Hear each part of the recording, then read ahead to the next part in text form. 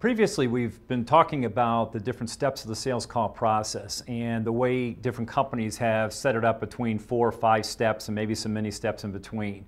But for the most part, they're all fairly similar. We've also talked about some of the common mistakes that sales reps make when they're in front of small and medium-sized business owners.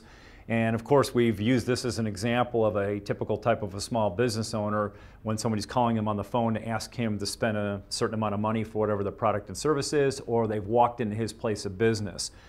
As we go forward, I want you to keep this guy in the back of your brain. All right, imagine that you're a sales rep or your sales reps are about to call on this type of a guy.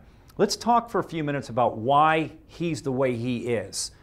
All right, so imagine this. Your sales rep is just about to pick up the phone and call this guy or walk into his place of business. And as he's doing this, on a scale of 1 to 10, realistically, if that sales rep has never interacted with this business owner before, where would you say his guard would be? The business owner's guard. I've asked sales reps for the last 15 years, pretty much all over the world, how they would rate where this person's guard is, and almost across the board, on a scale of 1 to 10, they would say it's a 9 or a 10. When I ask them, why do you think that is? The response is pretty much the same as well. They've never met this guy before. This business owner knows that they're a sales rep, usually within the first 30 seconds to 60 seconds. And again, as we talked about in the previous segment, they know that one thing they all have in common, they want his money. That will put this guy's guard up immediately. The second thing to consider, based on that, if that sales rep has never met this business owner before, where would their credibility be on a scale of 1 to 10? And almost unanimously, most sales reps will say it's pretty low. Now, think of this and keep this in the back of your mind. This is your starting point. So whatever you do in the next 30 seconds to 60 seconds, and maybe at the most 2 minutes, is going to have a dramatic effect as to how successful you're going to be in this sales interaction. With whatever you say next, is it going to push that guard up even higher or drop it? Now, there's almost a direct ratio on this guard and credibility. If the guard goes up, the credibility will drop, and vice versa. Your obvious goal should be to try to get this as close to being in the middle as you possibly can, is to try to get the guard to come down and the credibility to even out. There's a really great part of this story, and you've all seen this at some point or another. When the guard and the credibility have evened out, you can almost talk to that business owner about anything. But until it gets to that point, this thing can go any which way. And these will be some of the things that we're going to touch on as we go forward. Now, let me ask you this as well. Is this real life so far? And in almost every case, most sales reps and sales managers can all relate to everything we've talked about. So to lighten it up just for a second, wouldn't it be great if a significant amount of the business owners you called on had this to say? Geez, I'm really glad you called on me. I'd like to spend more money with you. In the real world, we know that unfortunately that's not the case.